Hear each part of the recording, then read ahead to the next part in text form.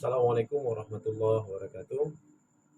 Hai kawan-kawan, jumpa lagi kita pada video tutorial saya kali ini, yaitu membahas tentang pemakaian Microsoft Excel. Kali ini untuk keperluan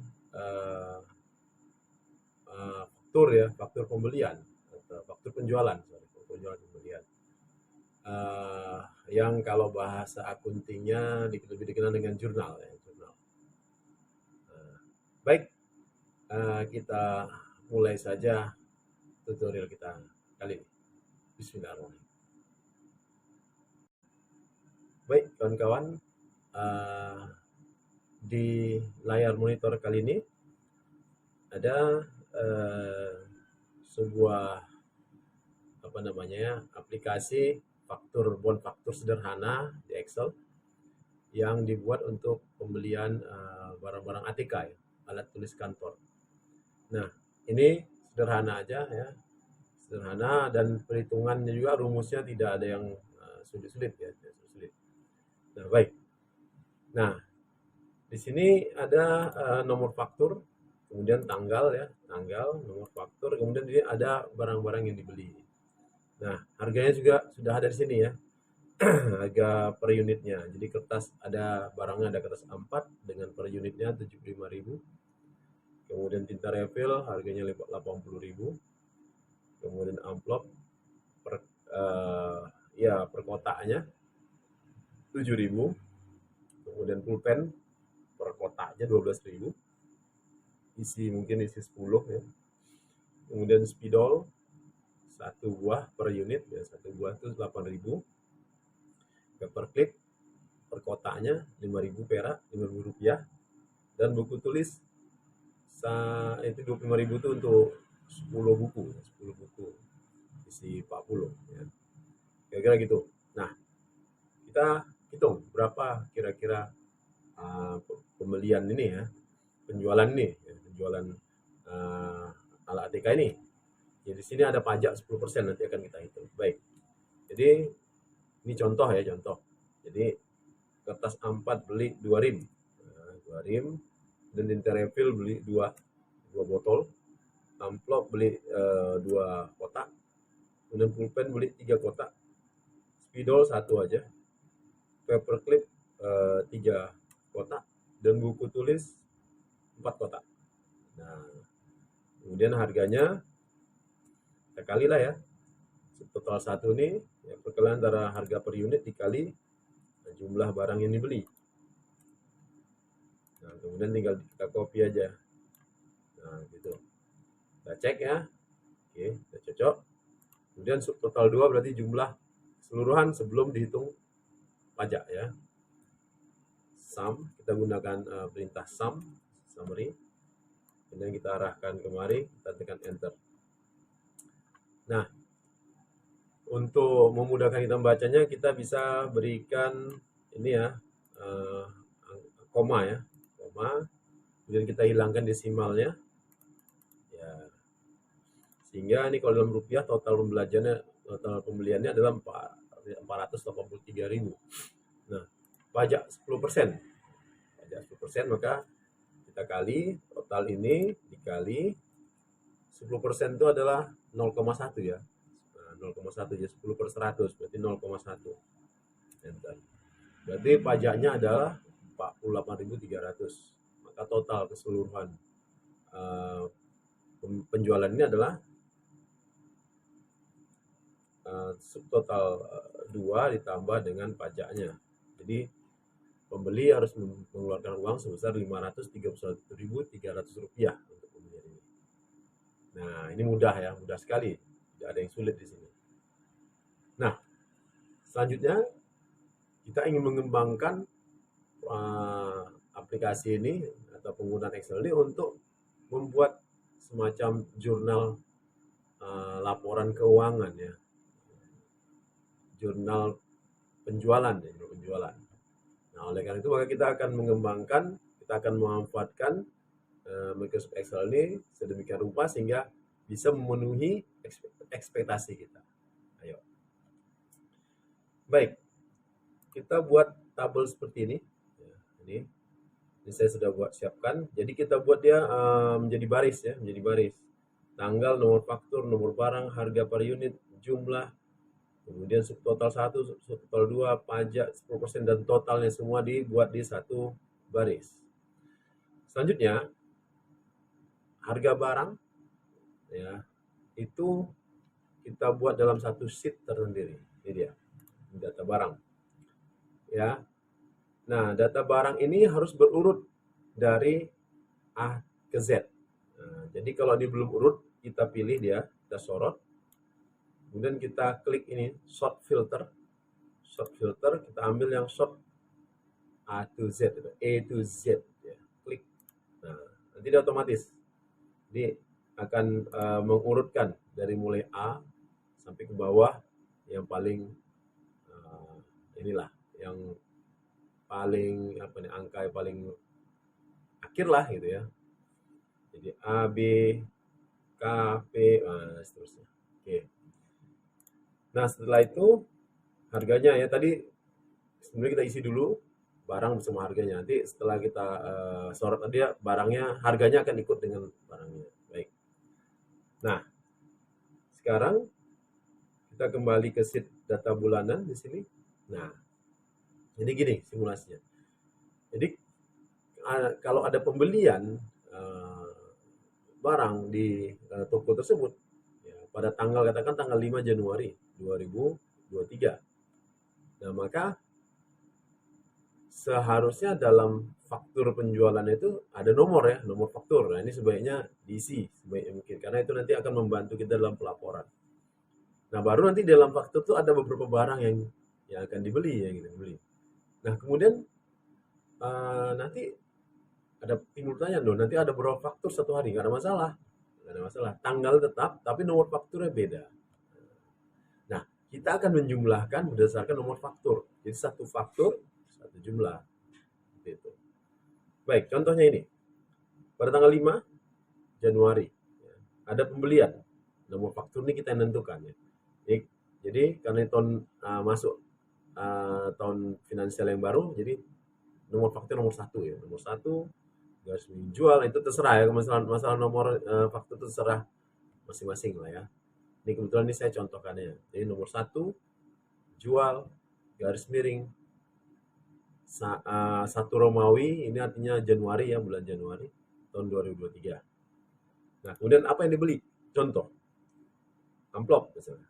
Amplop boleh ya, boleh huruf besar, boleh huruf kecil, nggak ada masalah. Amplop. Kemudian apa lagi? Kertas A4. Pokoknya yang ada di data barang tadi ya, ada di data barang tadi. Jadi hanya kita yang tahu tuh ya, hanya kita yang tahu. Nah, kita yang ketik, nanti di print kasih ke pembeli, pembeli tinggal bayar ya, sesuai dengan data faktur kita. Kemudian apa lagi? Kita lihat data barang. Oh, oke, kita beli paperclip misalnya, paperclip. Nah, tiga dulu. Kemudian bagaimana? Nah, mengenai harga, kita tidak perlu ketikkan manual di sini. Kita gunakan perintah VLOOKUP. Ya, VLOOKUP. Seperti ini. Sama dengan VLOOKUP. Nah, itu dia. VLOOKUP. Double klik. Nah, VLOOKUP ini ada 3 kondisi yang harus kita penuhi. Yang pertama adalah sel tempat pengujiannya, sel logical testnya. Ya, sel logical. Nah, dalam hal ini sel logical testnya adalah nama barang. Ya, nama barang. Kemudian setelah itu ada tabel array-nya. Nah, kalau tabel array-nya berarti kita ke sheet data barang ya, data barang. Kemudian yang terakhir adalah di sheet data barang tersebut kolom mana yang akan dimunculkan di sel ini, sel fungsi, di sel harga ini. Ya, pasti harganya gitu. Nah, baik, kita praktekkan aja. Jadi lookup table kita klik nih. Nah, sebelah kirinya ya, nama barang. Kemudian koma. Tabel array kita ke data barang. Mari. Ini dari mulai amplop sampai bawah kita sorot, kemudian kita tekan tombol F4 sekali, F4 ya. Setelah itu kita ketik koma lagi. Nah, dari data barang ini ya, pada kolom berapa yang ingin kita ambil datanya? Ya, pasti harganya ya. Nah, harganya itu ada di kolom 2. Kalau kita sorot tadi ya, kita sorot dari amplop nama barang dan harga itu ada di kolom 2. Maka ketik aja angka 2 baru tutup kurung, baru enter. Nah, amplop 7.000, betul nggak? Ya betul. Nah sekarang untuk yang lainnya kita copy aja, copy kemari.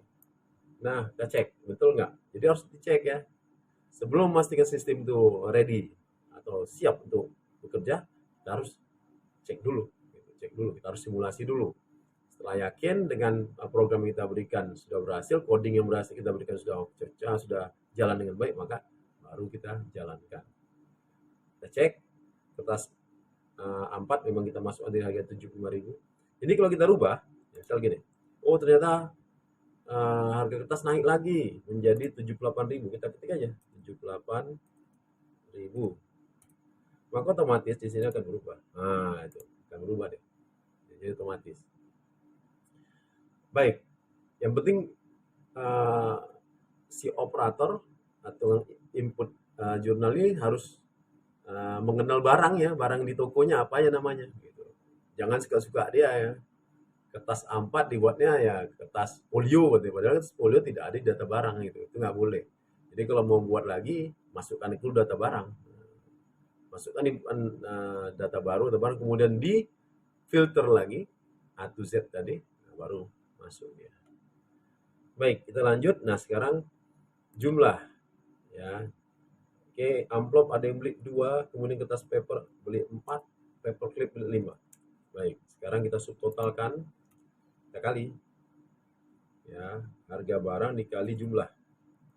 Enter, kemudian kita copy. Nah, gitu ya.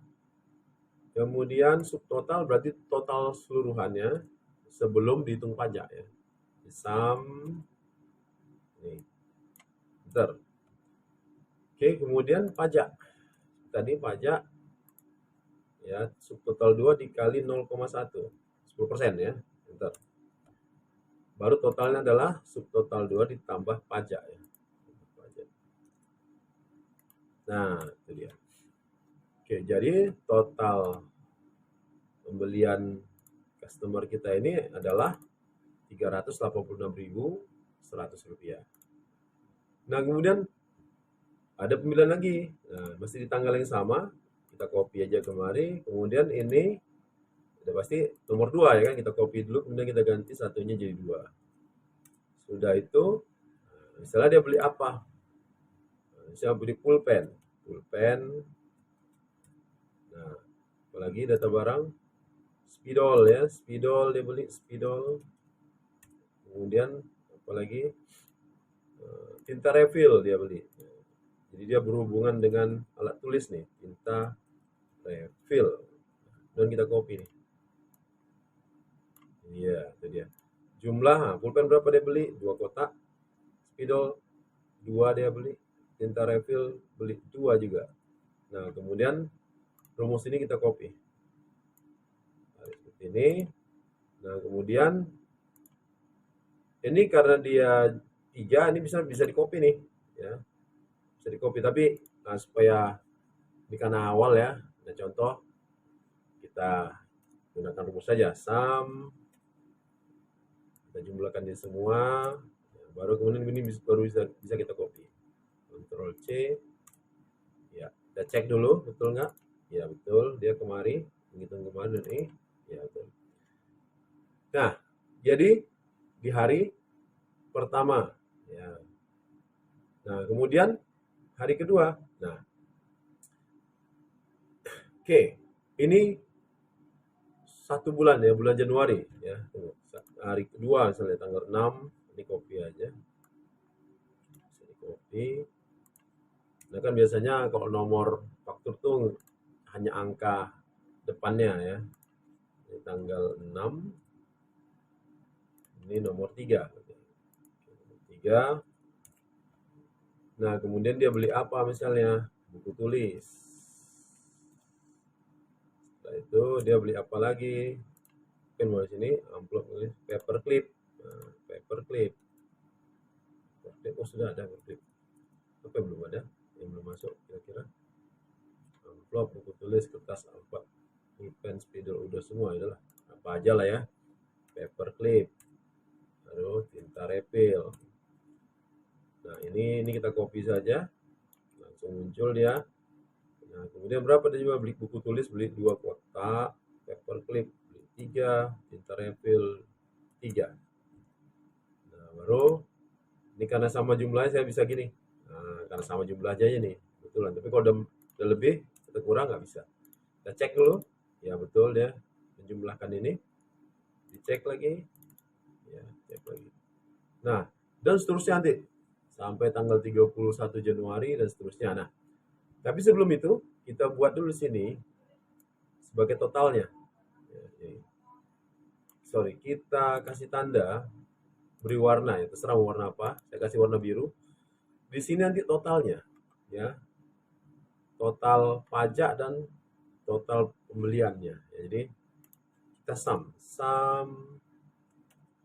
kita jumlahkan nih kemari sampai batas biru ini. Nah, jadi biru itu untuk menandakan batas penjumlahannya. Baru kemudian di sini bisa kita copy kemari karena sama dia. Setelah itu baru kita kasih dia desimal, kita hilangkan desimalnya jadi.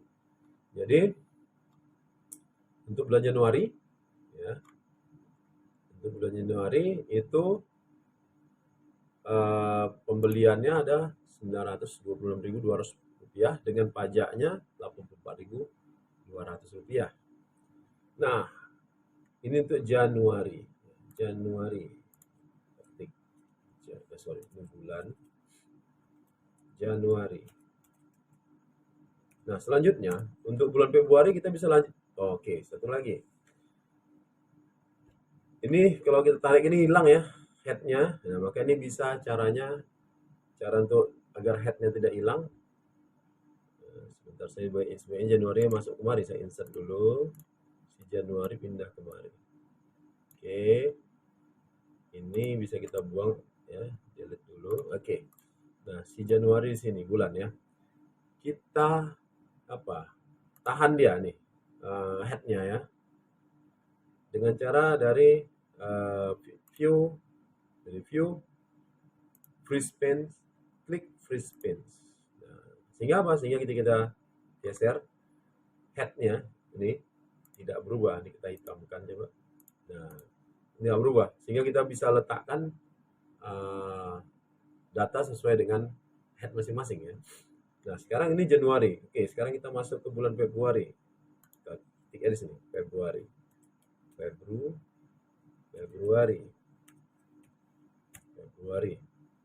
Nah, jadi nomor ini bisa kita copy karena nggak jauh-jauh beda ya. Katakanlah penjualan di tanggal 1 Februari 2023. Nah, ini harusnya nomornya mengikuti ini ya. Jadi kalau nomor itu biasanya setahun nggak ganti dah. Baru ganti tahun, baru berubah lagi, diulangnya dari 1. Nah, ini saya nggak tahu, katakanlah mungkin nomor ke-45 mungkin ya. Oh sorry, ini bulannya kan jadi 2 Romawi. Jadi ini format saya ya, format saya. Kalau kawan-kawan serah bikin sendiri ya. Nah, jadi tanggal 1 Februari ada pembelian buku tulis,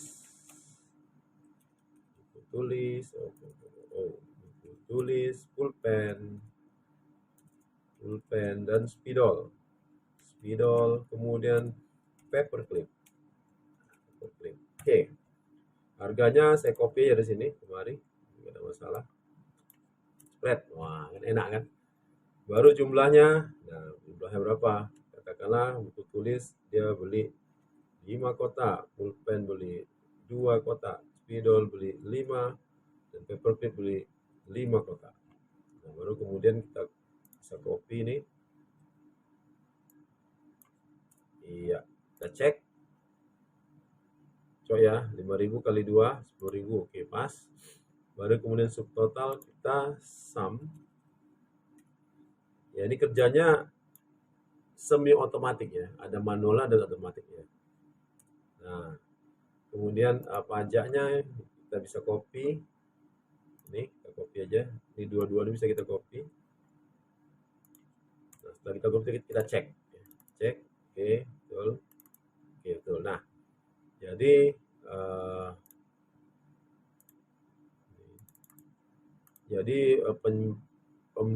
penjualan ya pada tanggal 1 ini dengan nomor bon faktur yang 45, 220.000 rupiah.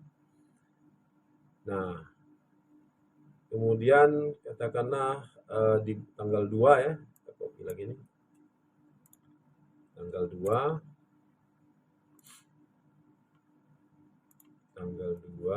kemudian nah misalnya ini dah mungkin tanggal 1 tuh mungkin sampai berapa kali transaksi ya, mungkin tanggal 2 110 misalnya. Sorry. 70 lah, 76 lah katakan. Bulan 2 tanggal 2. Mungkin ya di tanggal 1 itu kalau enggak logikanya katakanlah 10 lah, berarti 55 gitu. Jadi satu mungkin 10 transaksi. Nah, lanjut lagi kita copy aja biar nah, kita copy, Ctrl C, paste, kemudian ini kita refill, kita copy aja. Zaman copy paste nih kan.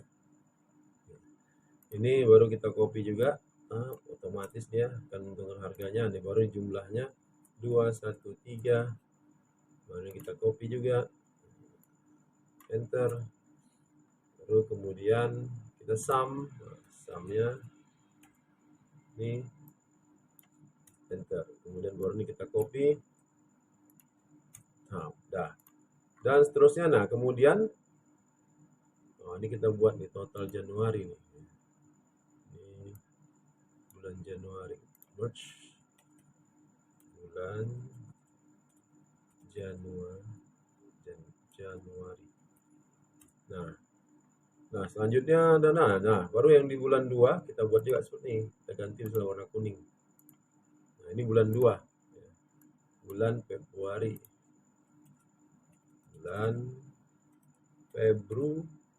Februari. Nah kita total juga ya, kita total. Jadi sum dari mulai awal bulan 2 ini sampai batas sebelum kuning ini, enter. Nah, ini juga pajaknya demikian juga. Nah, jadi kalau ada data kita tinggal insert aja seperti ini, kita tambah ini, insert.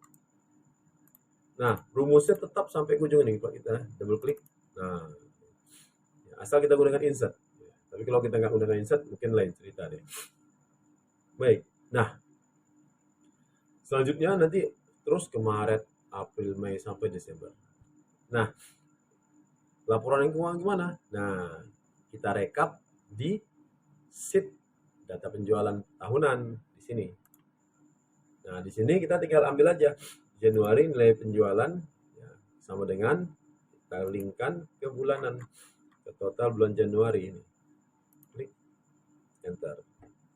Dan nilai pajak, kadang-kadang nilai pajak diminta ya, kemarin. Nah itu dia. Masih. Nah, ini kita coba ganti ya. Iya, jadi gampang ya. Nah kemudian Februari begitu juga, kita linkkan ke bulan Februari, mana dia, ini dia. Demikian juga pajaknya.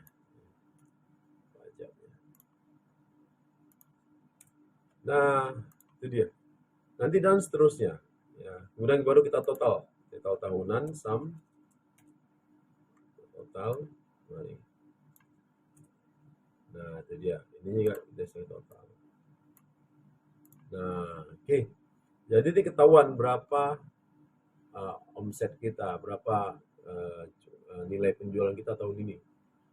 Nah kemudian nanti baru kita bisa tambah sheet lagi, yaitu perkembangan penjualan tahunan 5 tahun. Nah, kita buat sheet lagi. Jadi ini total ini kita masukkan lagi ke dalam sheet tahunan 5 tahun. Jadi kita bisa evaluasi penjualan di toko kita tuh mengalami peningkatan atau penurunan. Ya kan kawan-kawan. Nah ini kalau data lengkap kita bisa buat grafiknya ya, grafiknya. Nah ini kawan-kawan, Ini datanya sudah terisi ya dari mulai Januari sampai Desember, ini hanya contoh saja. Nah, kemudian kita dari data penjualan 1 tahun ini, nah kita bisa interpretasikan ke dalam bentuk grafik. Terserah mau grafik apa aja. Ya biasanya sih biasanya diaplikasikan dalam bentuk grafik kolom ya, kolom. Atau besar juga bar, tergantung kepentingan atau keperluannya. Baik, sebagai saya contoh, saya jadikan dalam bentuk grafik bar ya, bar. Saya pilih ini, sorry, bukan bar, kolom ya, kolom. Klik. Nah, di sini. Jadi di sini kelihatan bahwasannya penjualan dari mulai bulan Januari, ya, Januari tinggi, kemudian menurun, kemudian mulai perlahan-lahan naik, kemudian ada penurunan lagi di November, kemudian naik lagi. Secara garis besar penjualan toko ini mengalami peningkatan, ya, peningkatan. Nah, data ini perlu sekali untuk evaluasi. Misalnya Januari kok tiba-tiba naik, mungkin karena promosi ya, itu promosi. Kemudian masuk Februari agak menurun ya, mungkin berbagai faktor yang kita nggak tahu ya penyebabnya, itu nanti bisa dilakukan evaluasi. Kemudian kelihatan meningkat, dan ternyata di bulan November ada penurunan penjualan. Nanti kita bisa cari, ya dari sini kita akan cari dari mana masalahnya. Yang apakah karena stoknya, karena kan barang ini tergantung juga dengan stok di gudang atau di supplier, distributornya gitu. Sehingga kita nanti bisa mencari solusi dari masalah yang ditimbulkan. Nah, baik kawan-kawan, saya pikir itu aja tutorial ya, pengetahuan dan pengalaman yang bisa saya sampaikan, saya berikan kepada kawan-kawan. Semoga memberikan manfaat untuk kawan-kawan semua, membuka wawasan dan memberikan inovasi dan kreativitas untuk kawan-kawan sekalian untuk bisa mengembangkan aplikasi Excel ini menjadi lebih mumpuni lagi, menjadi lebih baik lagi. Mohon dukungan untuk channel ini, untuk like dan subscribe channel ini. Terima kasih kawan-kawan sekalian atas perhatiannya yang telah menonton video ini hingga akhir. Tetap jaga kesehatan ya. Semoga kawan-kawan semua dalam keadaan sehat walafiat, tetap semangat. Terima kasih atas perhatiannya. Billahi taufik wal hidayah. Wassalamualaikum warahmatullahi wabarakatuh.